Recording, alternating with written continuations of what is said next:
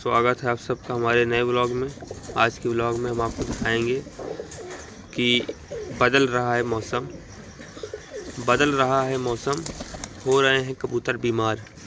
और बीमारी क्या, वही खांसी, वही बुखार, वही सर्दी, वही जुखाम, जिसके चक्कर में कबूतर ढीले होकर चले जा रहे हैं।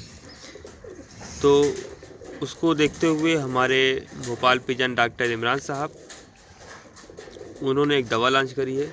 वो दवा क्या है वो आपको हम दिखाते हैं। दवा आपके सामने ये है, टाइलेटॉक्स BH, ये दवा है। ये दवा का 50 ग्राम की जो MRP है वो 399 इसकी MRP है।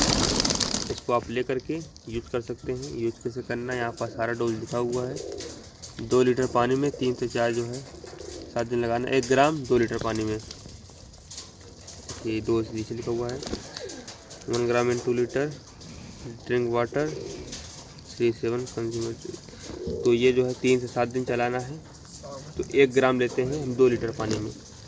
तो हमारा 3 लीटर का ड्रिंकर है, उसमें हम इसको लेते हैं। तो चलिए देखते हैं। तो अब चल रहे हैं, कबूतर हमारे दाना चुग लिए हैं और ये हमारा 3 लीटर का ड्रिंकर निकला हुआ है।